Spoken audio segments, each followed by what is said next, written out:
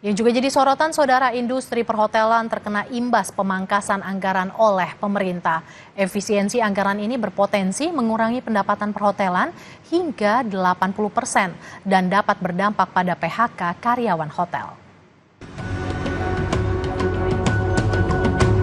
Kebijakan efisiensi anggaran sebagaimana instruksi Presiden Prabowo Subianto hingga berdampak pada anggaran perjalanan dinas membuat pelaku bisnis perhotelan menjerit.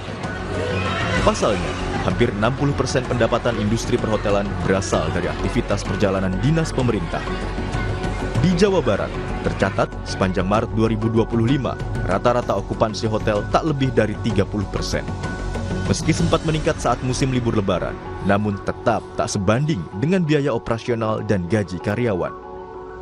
Di Makassar, Sulawesi Selatan, sejumlah hotel mulai merumahkan karyawan karena pendapatan yang menurun drastis tak mampu menutup biaya operasional yang tinggi.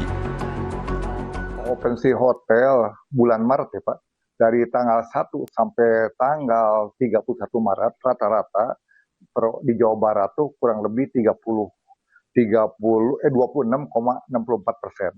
Dari tanggal 1 sampai tanggal 31 Maret. Kami sudah tidak bisa apa-apa. Mungkin ke depan setelah bulan April ini, kalau memang tidak ada perbaikan, okupansi tetap di bawah 20%, ya, itu kemungkinan yang paling buruk sama sekali yaitu ada efisiensi pengurangan karyawan. Dalam kondisi sekarang, untuk bisa survive dalam mengelola operasional, 3 bulan aja nggak mampu. Ya. Ini kemarin ini hotel-hotel masih sedikit bisa ada kelegaan karena dia masih ada saving kemarin kan di bulan Desember kemarin. Nah, ini udah habis apalagi di bulan April tidak ada lagi kegiatan bukber. Hanya berharap kondisi yang ada dan kondisi yang ada tidak ada kegiatan pemerintah akan repot. Jadi Sekjen PHRI, Maulana Yusran bilang, menurunnya agenda perjalanan dinas pemerintah sangat berpengaruh. PHRI juga tak sepakat jika pemerintah meminta pelaku industri perhotelan mencari target market lain untuk cegah gelombang PHK. Sampai saat ini baik pusat maupun daerah itu belum terlihat di berbagai daerah. Nah, ini juga menjadi satu yang menjadi tantangan tersendiri bagi bisnis hotel ya, apalagi khususnya kalau kita bicara setelah Lebaran, kita baru mengalami peningkatan okupansi semasa Lebaran di tengah pada fase bulan Ramadan atau bulan Maret itu memang benar-benar dalam kondisi yang sangat rendah, yaitu di rata-rata okupansi 20%.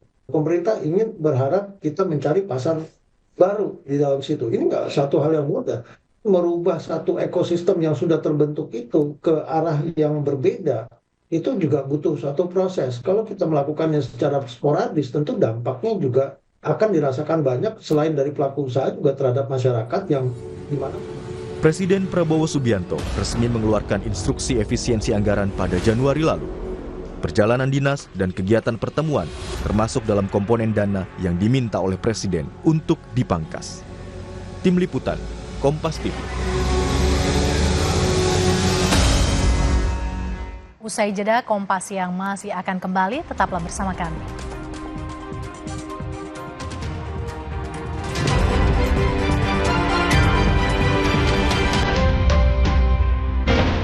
Kita berada di tengah gerak roda ekonomi yang lajunya dipengaruhi jalinan komunikasi antara pengusaha dan pemerintah.